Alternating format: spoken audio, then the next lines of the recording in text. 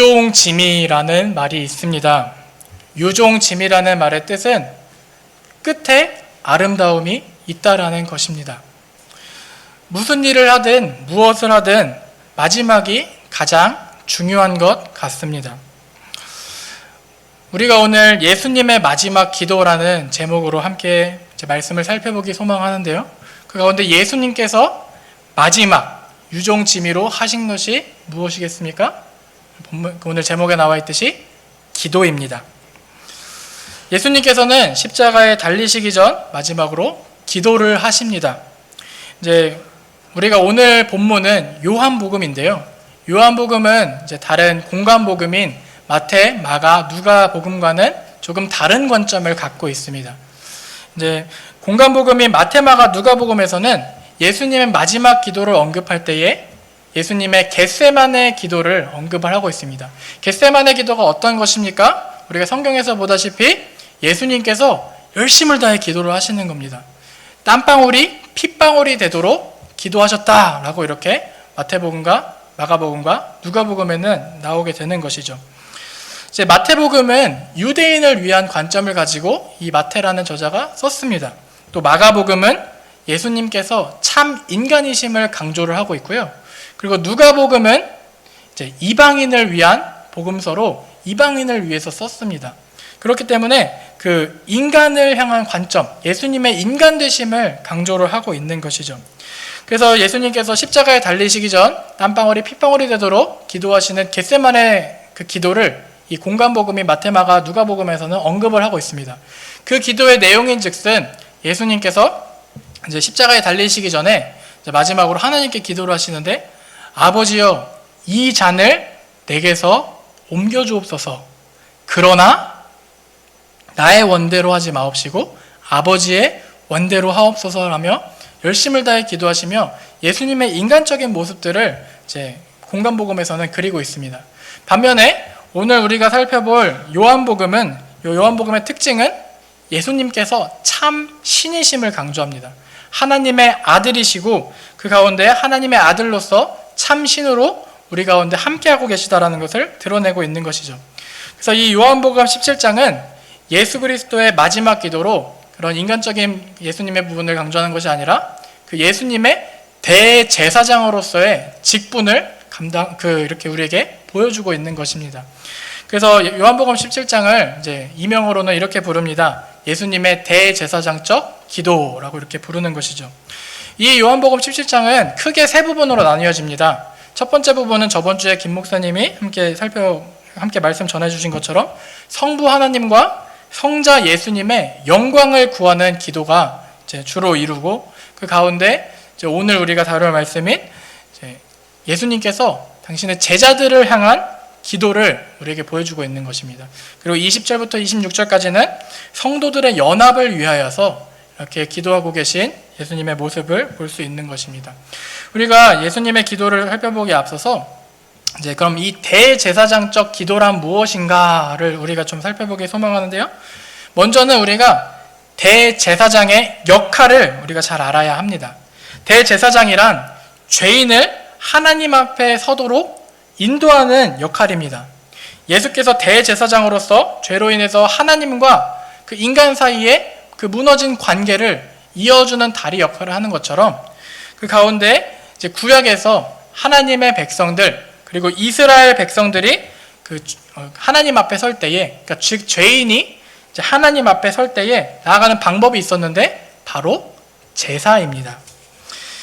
바로 예배인 것이죠. 죄인인 인간이 하나님 앞에 나아가기 위해서 기본적으로 번제와 속죄제와 화목제를 드려야만 하나님께로 나아갈 수가 있었습니다.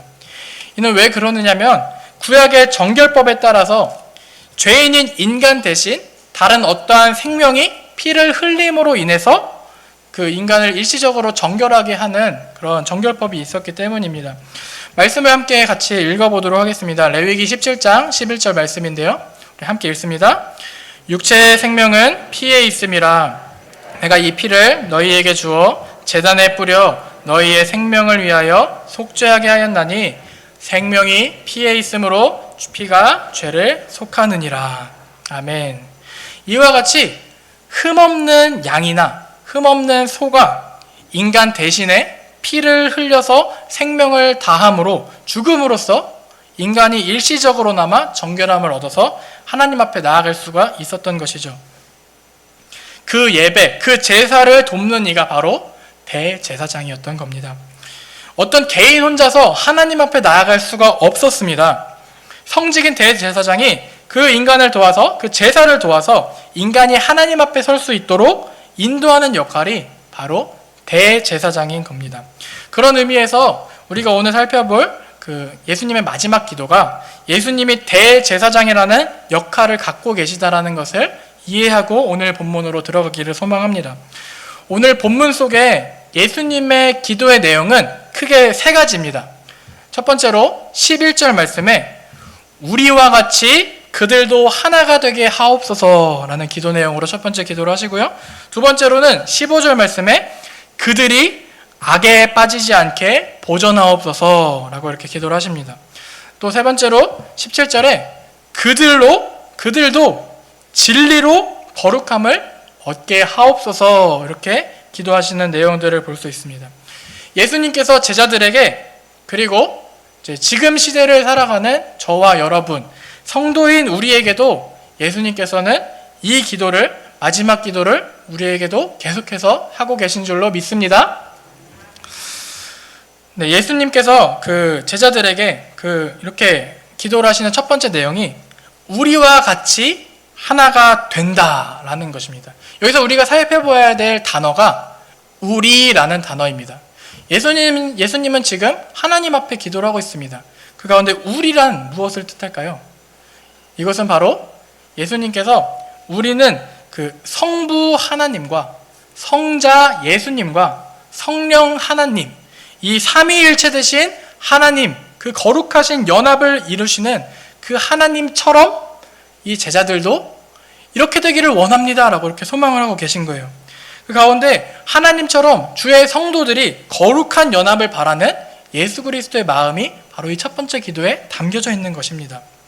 12절 말씀을 보면 내가 그들과 함께 있을 때 내게 주신 아버지의 이름으로 그들을 보존하고 지키셨다라고 이렇게 이야기를 합니다. 제자들을 하나님의 은혜, 즉 아버지의 이름으로, 내게 주신 아버지의 이름으로 그들을 지켜주셨다라는 거예요. 우리가 이제 삶을 살아야 할 때 사람끼리는 모이게 마련입니다. 공동체를 형성을 하고요. 그 공동체를 형성을 하면은 각양각색의 사람들이 존재를 합니다. 그래서 개개인의 성격이 다 다르고 기질이 다르며 그 가운데 서로 바라보고 있는 것이 다른 것이죠. 그 예수님의 제자들도 이와 같았습니다. 베드로는 우리가 잘 알고 있다시피 다혈질적이고 좀 충동적인 성격을 갖고 있죠. 그래서 그 분별력이 좀 부족하고 낙천적이고 급한 성격의 소유자입니다. 또 야고보와 요한은 이제 둘은 형제인데요. 요한은 예수님의 사랑받기를 간절히 원했던 성격을 갖고 있고 그런데 야고보는 불과 같이 급한 성격을 지녔다라고 이렇게 보여집니다.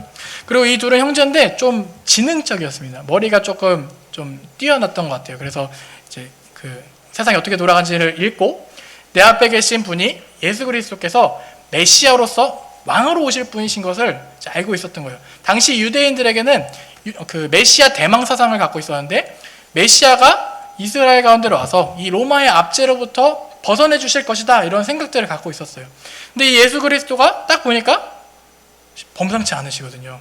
그가 하는 일들에 막 사람들이 막 따라다니고 이러는 것들을 보면서 아, 이분이 왕이 되실 분이구나 해서 어머니를 통해서 이제 접근을 합니다. 그래서 이제 예수님께 이렇게 부탁을 합니다. 예수님, 만일 나중에 예수님께서 왕이 되시거든 저를 그리고 제 동생을 좌편에 그리고 우편에 이제 앉혀주옵소서 이렇게 이야기를 하는 것으로 보아서 이 둘은 좀 지능적인 성격을 갖고 있었던 것 같습니다. 그리고 예수의 제자였던 안드레는 묵묵히 자신의 사명을 다하고 성실하고 온건했던 성격이고요.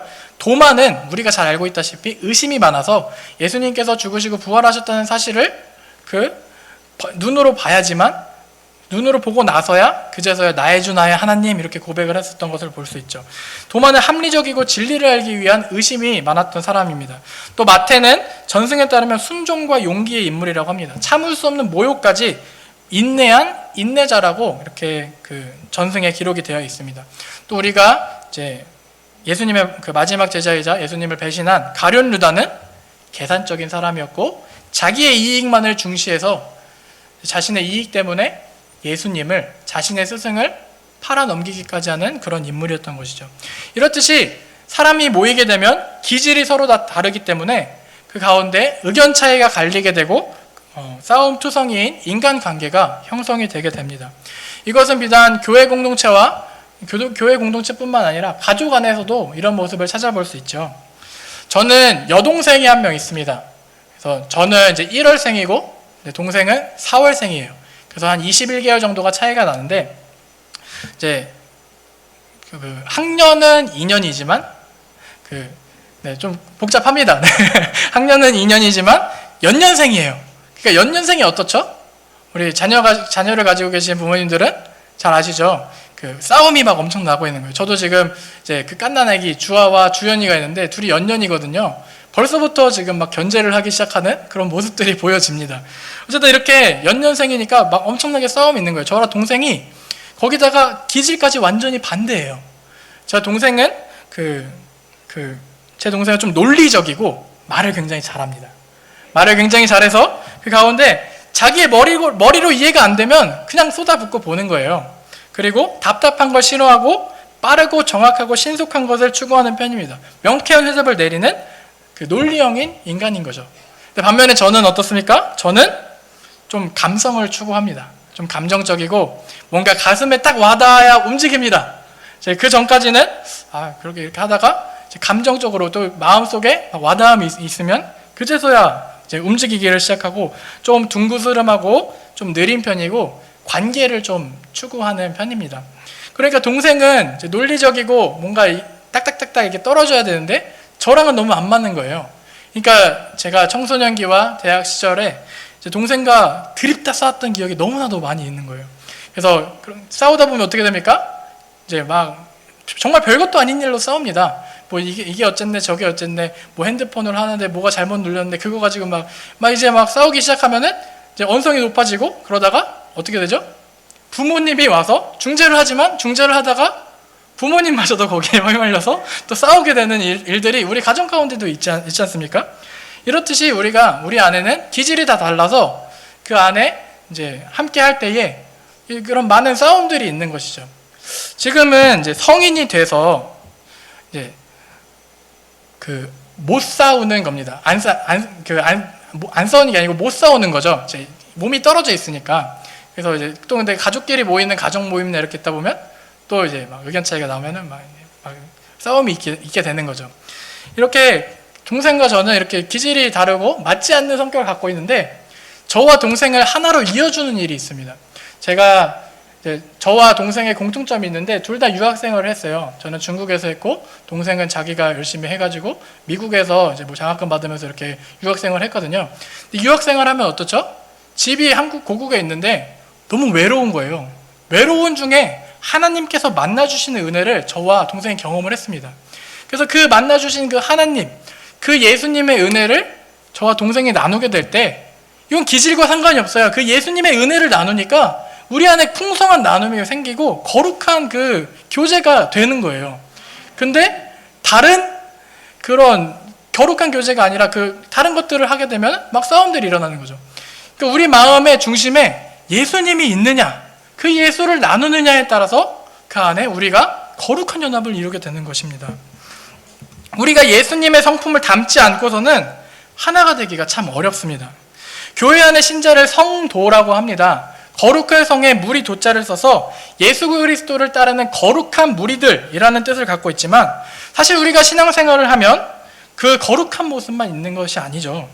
성도 안의 기질이 다 다르기 때문에 공동체를 형성하고 어떤 교육 부서나 아니면 어떤 부서가 이제 함께 하게 될 때에 또 우리 구역이나 아니면 교구나 이렇게 함께 하게 될 때에 서로 생각이 막 다른 거예요. 생각이 다르고 그 안에 기질들이 다르니까 이제 사람이 모이면 이것들이 심화되면 어떻게 됩니까?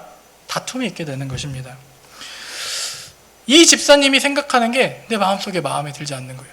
저 집사님 보면은 막 마음에 막 갑자기 막 불이 막 오르고 막 권사님의 막 행동이 막 그런 집사님의 행동이 내 마음속에 막 있어서 저 권사님은 하면서 점점점점 하면서 가운데 이런 불평과 원망의 마음들이 우리 안에 있다라는 것입니다. 그럴 때에 우리의 모습은 어떻게 해야 되겠습니까? 우리는 기억해야 됩니다. 우리는 서로가 틀린 게 아닙니다. 서로가 다른 것이고 누가 맞고 옳은 게 아니라 그냥 서로의 기질이 다를 뿐입니다. 서로가 바라보는 생각이 다를 뿐인 거죠. 그럴 때 우리가 바라봐야 하는 것은 우리를 거룩한 연합으로 이끌어주시는 예수님을 바라보는 것인 줄로 믿습니다. 거룩함을 따르는 성도는 내 생각을 내려놓고 예수의 생각으로 채우는 것이 거룩한 성도인 것이죠. 예수님께서는 우리를 위해서 기도를 하셨습니다. 제자들을 위해서, 나를 위해서, 그리고 우리 교회를 위해서, 우리 공동체를 위해서 지금도 계속해서 중보자가 되어주셔서 우리의 사이를 이어주시고 거룩한 연합으로 만들어주시는 사역을 감당하고 계시다라는 사실을 기억하시길 소망합니다. 하나님, 예수님, 성령님이 거룩한 연합을 이루시는 것처럼 이와 같은 모습이 우리 안에 있기를 예수님께서는 소망하고 계신 거예요. 교회 공동체 가운데, 성도님들의 가정 공동체 가운데, 그리고 일터 가운데에 거룩한 연합이, 이러한 거룩한 연합이 있기를 소망합니다. 궁극적으로는 그리하여 우리가 바라보는, 우리 공동체가 바라보는 것이 예수가 우리 안에 계시도록, 우리 안에서 살아 역사하시도록, 그리하여 우리가 하나님과 거룩한 연합을 이루게 되는 그런 일을 바라고 그렇게 살아가시는 우리 성도님들이 되시기를 주님의 이름으로 축원합니다. 이제 두 번째 기도 내용으로 넘어가기 소망하는데요. 두 번째 기도 내용은 주를 따르는 성도가 악에 빠지지 않도록 지켜달라는 것입니다. 인간의 본질은 이 악이라는 것에 물들어 있고 악을 향해서 달려갑니다.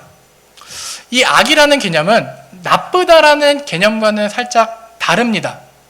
이제 죄가 이 세상에 들어오고 죄로 인해서 하나님과의 관계가 단절되어 버린 것이 바로 악이라는 것이죠. 그로 인해서 인간은 그 공중의 권세 잡은 그 악에 붙들려서 살아가게 됩니다. 사람 혼자서는 이 악의 문제를, 이 죄의 문제를 해결을 못하게 되는 것입니다. 예수님께서는 오늘 본문의 14절에 말씀하십니다. 우리 함께 읽도록 하겠습니다. 14절 말씀입니다.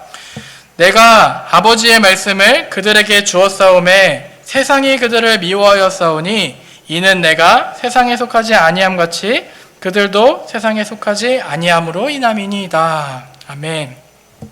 사단은 저절로 놔두면은 죄짓고 악한 길로 걸어가는 사람들을 그냥 내버려 둡니다. 내버려 둬도 알아서 악으로 가기 때문입니다. 그러나 성도는 다릅니다. 이 악한 곳에 속하였던 인간에게 예수 그리스도의 보혈의 피로 차단막이 생겨버리는 거예요. 사단은 죄인인 인간을 컨트롤하기 너무나도 쉽습니다. 근데 예수라는 흠이 없으신 그 완전하신 하나님께서 죄에서 완전히 자유로운 흠없는 인간의 몸으로 이 땅 가운데 오셔서 악에 속해 있던 인간의 그 죄사슬을 끊어버리신 겁니다. 그리하여서 인간들 대신에 죽으신 거예요. 예수의 피로 이 죄에서 건져내고 이 죄를 가려버리니까 악의 입장에서 컨트롤이 되지 않는 거죠. 악은 이걸 도저히 용납할 수가 없는 겁니다. 그렇게 그들도 예수님처럼 세상에 속하지 않게 되니까 예수님께서 하나님 아버지의 말씀을 우리에게 주셨기 때문에 그 세상과 분리되어진 그렇게 되었기 때문에 악이 그리스도인들을 미워하고 대적하게 된다라는 거예요. 성도란 무엇입니까? 이 세상인 악과 분리되어져 버린 것입니다. 우리가 그 전에는 세상이 주는 가치관과 세계관을 따라서 살아갑니다. 그러나 그것을 넘어서서 예수의 피로 그것들이 차단이 되고 예수 그리스도의 세계관과 가치관이 내 안에서 살아 숨쉬는 것, 그것이 바로 성도인 줄로 믿습니다. 그래야 우리가 하나님과 다시금 관계를 맺고 원 모습인 하나님의 형상대로 살아갈 수 있는 게 바로 성도의 삶인 것입니다. 거기에다가 예수님께서는 우리를 위하여서 성도됨을 선포해 주십니다. 우리 16절 말씀 함께 읽습니다. 16절 말씀입니다. 내가 세상에 속하지 아니함 같이 그들도 세상이 속하지 아니하였사옵나이다. 예수님께서 우리에게 이미 선언을 해주신 거예요. 예수로 인해서 우리는 세상에 속하지 않았다고 선언을 해주시고 계시는 겁니다. 이어서 예수님의 세 번째 기도 내용을 우리가 살펴보기 소망합니다. 세 번째 내용은 그들로 진리로 거룩하게 하옵소서, 진리로 거룩함을 얻게 하옵소서라고 이렇게 이야기를 합니다. 우리 17절 말씀 함께 읽습니다. 17절 말씀입니다. 그들을 진리로 거룩하게 하옵소서. 아버지의 말씀은 진리니이다. 아멘.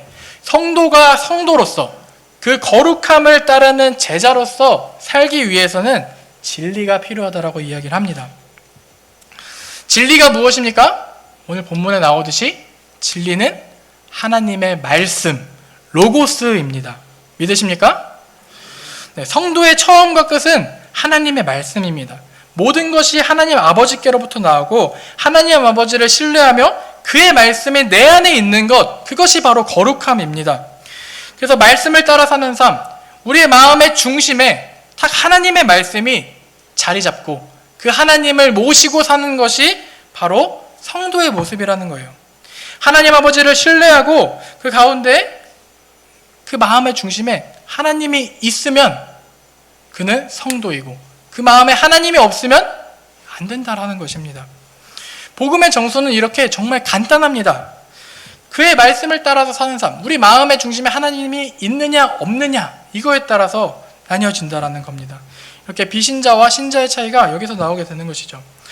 그래서 그 가운데 우리가 그 복음의 정수가 우리는 머리로 깨달아 알고 있습니다.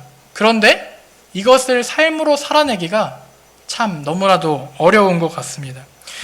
왜냐하면 우리는 세상에서 눈으로 보고 귀로 보고 몸으로 직접 배우는 것들이 세상 속에 있기 때문입니다.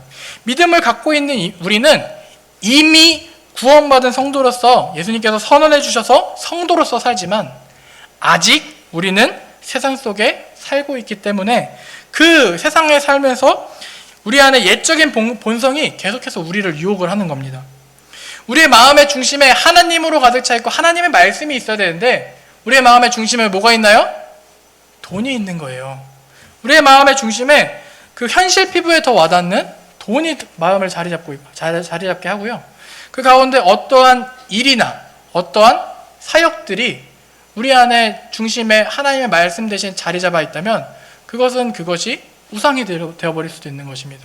다른 어떤 중독이나 그런 쾌락이나 이런 것들이 내 마음속에 있다면 참 이것들이 우상이 되어질 수 있는 것이죠.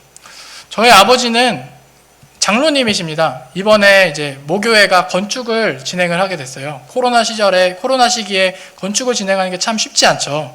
근데 이 건축위원회 위원장을 맡으신 거예요. 건축을 하게 되면 어떻습니까? 온갖 성도님들의 의견들이 막 난무합니다. 그래서 이건 이렇게 했으면 좋겠고 저건 저렇게 했으면 좋겠고 아니다 이건 이렇게 했으면 좋겠고 저렇게 했으면 좋겠다 이런 말들이 막 오가니까 아버지께서 어떤 거예요? 이 마음속에 하나님이 계셔야 되는데 건축이 자리 잡은 거예요. 건축이 자리 잡으니까 어떻게 돼요? 그 마음이 자유롭지 못한 겁니다. 우리 마음이 하나님으로 채워져 있고 그 가운데 나아갈 때에 우리가 물론 이것들이 하나님의 귀한 사역이지만 이 사역이 우상이 되어져 버릴 수도 있다는 거예요. 이 건축이라는 이 마음이 계속해서 자리 잡으니까 아버지가 잠도 막 못 주무시고 식사도 잘 못 하시고 건강이 갑자기 나빠지셨어요. 그래서 그런 모습들을 보면서 이제 그 모교회 담임 목사님이 아버지랑 이제 이야기를 하면서 이런 말씀을 해주셨다고 합니다. 장로님, 그 마음에 있는 거 좀 내려놓으세요. 하나님으로 충만해 주길 바랍니다. 하면서 기도하시고 이렇게 권면을 해주셨다라는 거예요. 그러면서 아버지께서 그 이후로 그렇구나. 내 마음속에 이 건축이라는 것이 너무 자리 잡고 있어서 하나님을 보지 못했구나 해서 이 마음속에 다시 하나님으로 채우니 모든 것이 합력하여 선을 이루는 은혜를 경험하셨다라는 그런 고백을 하는 것을 최근에 이제 아버지와 나눔을 통해서 그렇게 알게 되었습니다. 이런 것처럼 우리 마음속에는 우리의 마음의 중심에는 하나님으로 가득 차야 되는데 다른 돈이나 어떤 일이나 또는 때로는 사역이나 어떤 인간관계나 쾌락이나 중독 같은 것이 우리의 마음에 가득 차 있게 되면 우리는 하나님을 잃어버리게 되는 삶을 사는 겁니다. 베드로 사도는 베드로전서 5장 8절에서 이야기를 합니다. 함께 읽어보도록 하겠습니다. 근신하라 깨어라 너희 대적마귀가 우는 사자같이 두루다니며 삼킬 자를 찾나니 9절 말씀입니다. 너희는 믿음에 굳건하게 하여 그를 대적하라. 이는 세상에 있는 너희 형제들도 동일한 고난을 당하는 줄을 알미라. 우리가 이 세상 가운데 살아갈 때에 우리 마음의 중심을 뺏기지 않는 모든 성도님들 되시기를 소망합니다. 성경에 이스라엘 백성들을 보면 참 안타깝습니다. 계속해서 무너졌습니다. 그 가운데 구약의 그 성경의 역사들을 살펴보면 구약에 많은 사사들이 등장을 하죠. 그 많은 사사들을 세워서 하나님의 주되심과 하나님과 함께 했을 때 풍요롭고 평화로운 삶을 살 수 있다는 것을 눈으로 몸으로 깨닫게 해주었습니다. 그럼에도 불구하고 이스라엘 백성들의 모습은 어떻죠? 그들은 하나님의 은혜를 잊는 겁니다. 옛 본성을 따라 우상숭배를 하고 그 가나안에 있는 그 쾌락의 문화를 통해 우상숭배하고 쾌락을 위해 살면서 이 마음의 중심에 하나님이 없는 거예요. 그래서 다시 옛 본성을 따라서 그렇게 살아가면서 그러면서 그들은 핑계합니다. 우리가 통치할 왕이 없어서 그렇습니다. 이렇게 이야기를 하고 있는 것이죠. 그래서 그 가운데 사실 하나님께서 이스라엘 가운데 왕을 세우지 않으셨던 이유는 바로 하나님께서 이스라엘의 왕이시기 때문입니다. 하나님이 중심에 있기를 원해서 그렇게 세우지 않았는데 그렇게 그들이 이렇게 이야기를 하자 하나님께서 한 발 물러서서 왕들을 세워주셨습니다. 왕들을 세워주셨음에도 불구하고 왕위에 계신 하나님을 보는 것이 아니라 심지어 그 세운 왕들조차도 이방 나라를 의지하고 정치적으로 부강하게 서기 위해서 이방 나라와 섞이고 그들의 믿는 신들을 들여오는 정책들을 펼치니 그 가운데 이스라엘 백성이 그들의 삶이 완전히 우상으로 물들어 버리게 되는 거예요. 그러니까 진노하신 하나님은 어떻게 하십니까? 그들을 벌하시는 거예요. 그래서 그들이 그토록 의지했던 이방 나라 강대국들을 통해서 이스라엘을 멸망시키시고 이방 나라의 포로가 되게 합니다. 모든 것을 잃고 그제서야 갈급함 속에 하나님을 찾고 그렇게 하나님 우리를 회복시켜 주옵소서 이렇게 고백을 하지만 그 가운데 이제 그 고백을 듣고 하나님께서 이제 느헤미야와 에스라와 학개 선지자 이런 선지자들을 통하여서 성벽을 재건하고 성전을 재건하는 놀라운 은혜를 한 이스라엘 백성들이 경험을 하지만 여전히 말라기에 보면 이스라엘 백성들은 흠이 있는 재물을 하나님께 올려드리는 이런 일들을 자행을 하는 것입니다. 그래서 이 세상에 속하려고 하는 본질을 끝까지 버리지 못하고 마음의 중심에 하나님으로 채우지 못했던 겁니다. 이런 하나님 나라 백성들을 위해서 하나님이 어떤 일을 행하십니까? 어떤 선물을 우리에게 주시죠? 바로 예수 그리스도를 우리에게 선물로 보내주시는 겁니다. 이런 답이 없는 인간들에게 계속해서 무너지는 인간들에게 우리에게 예수님을 보내주시고 지금도 우리를 위해서 기도하여 주시는 중보자가 되어주신다는 사실을 기억하셨으면 좋겠습니다. 그리하여 대제사장으로서 하나님과 우리의 사이를 이어주시는 다리 역할을 계속해서 하고 계신 사실을 기억하시는 우리 성도님들이 되시기를 축원합니다. 우리의 마음의 중심에 하나님이 있느냐? 이것이 가장 중요한 것입니다. 거룩함을 따르는 무리인 성도는 세상과 분리되어져 버린 것이죠. 성경에는 나오지 않지만 전승을 따라 예수 그리스도의 제자들의 행적을 살펴보게 되면 예수님의 제자들은 이제 예수님이 부활하시고 승천하신 다음에 이 땅에 더 이상 보이지 않게 되셨지만 그 제자들의 인생은 마지막까지 하나님이 마음의 중심이 있어서 마지막까지 복음을 전하는 인생을 살다가 생을 마감을 합니다. 베드로는 로마 시대의 네로 황제의 박해 때 현재 바티칸 성당의 위치에서 그 십자가에 거꾸로 매달려 순교를 했고요. 사도 야고보는 아그리파 1세 때 최초의 순교자가 됩니다. 안드레는 X자 십자가에 못 박혀서 순교를 했고 빌립은 프리기아 지역까지 가서 이제 선교하다가 그렇게 순교를 하게 됩니다. 그리고 의심이 많았던 도마는 아프가니스탄 북쪽 페르시아 등지에서 복음을 전하다 온몸에 창에 찔려서 죽게 되며 순교를 하고요. 바돌로메는 소아시아에서부터 아르메니아, 메소포타미아를 거쳐서 인도에서 복음 선교 활동을 하다가 산채로 가죽이 벗겨지게 되면서 죽음을 맞이해서 순교했다고 이제 전해집니다. 또 시몬은 페르시아에서 체포돼서 톱으로 온몸이 두동강 나게 되는 형벌을 받아 순교했다고 그의 전승을 통해 우리는 그의 제자들의 그 이후의 삶을 우리가 볼 수 있는 것입니다. 그들이 어땠습니까? 기질이 다 다르고 성격이 달랐던 그들입니다. 누구는 예수께서 메시아로서 그 정치적 군사적 왕으로 세상의 왕이 되실 것이라고 생각을 해서 몰래 이렇게 가서 예수님 왕이 되시거든 우리를 좌편 우편에 앉혀주세요 라고 이렇게 얘기를 했다가 제자들이 그 사실을 알게 되고 다른 제자들이 그 사실을 알게 돼서 서로 말다툼이 일어났었던 제자들입니다. 그 세상의 가치에 여전히 속해 있었던 제자들이었던 것이죠. 심지어 이제 공간복음에서 예수님의 마지막으로 기도하시는 겟세마네 기도 때 예수님은 땀방울이 핏방울이 되도록 그렇게 기도를 하시는 순간에 그들의 모습은 어땠습니까? 그들은 졸며 자는 모습을 보여주면서 예수님께서 얘들아, 너희는 1시간도 못 깨어있냐, 이런 질책을 받았던 사람들이 바로 제자들이었습니다. 근데 그랬던 그들이 예수 그리스도의 그 3년간의 공생애가 그 몸으로 함께 체험했던 것이 그의 십자가 죽음 이후로 그 죽음의 의미가 머릿속으로 탁 깨달아졌을 때 그들의 마음의 중심에 예수가 완전하게 자리 잡은 겁니다. 그렇게 참된 제자로 예수님을 전하는 인생을 살다가 마지막까지 순교하며 선교하는 인생을 살았던 것이죠. 이것들이 제자들이 잘나서겠습니까? 아닙니다. 예수님이 이 마지막 기도를 통해서 승천하시고 제자들을 위하여서 계속해서 중보자가 되어주셨기 때문입니다. 계속해서 예수님이 기도를 해주셨기 때문이죠. 그들의 마음속에는 더 이상 이 세상에 주는 가치에 휩싸이지 않았습니다. 그들의 마음속에 예수님으로, 하나님으로 충만해 주셔서 그 가운데 하나님과 거룩한 연합을 이루고 악에 빠지지 않고 진리의 말씀으로 온전하게 되어 거룩하게 되어 성부장자 성령 하나님과 연합하는 그런 은총이 그들 가운데 있었기 때문인 줄로 믿습니다. 말씀을 마무리하겠습니다. 오늘 말씀을 통해서 예수님께서 제자들을 위해 마지막으로 하신 기도를 살펴보았습니다. 예수님께서는 제자들에게 하신 이 기도를 저와 여러분, 성도인 우리에게도 동일하게 하고 계신 줄로 믿습니다. 우리 마음의 중심이 예수로 가득해서 주님이 살아 역사하시게 되기를 주님의 이름으로 축원합니다.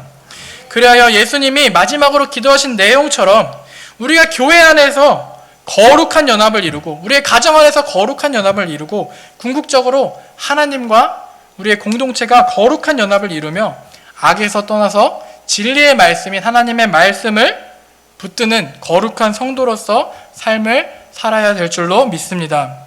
우리가 한 주 동안 말씀 붙들고 살아가실 때에 예수께서 우리에게 하신 이 마지막 기도를 기억하시면서 믿음 가운데 승리하는 모든 성도님들 되시기를 예수님의 이름으로 축원합니다. 우리 함께 1분 동안 통성으로 기도하시면서 나아가도록 하겠습니다. 말씀을 기억하시면서 우리에게 함께 하시는 그 하나님을 기억하면서 나아가겠습니다.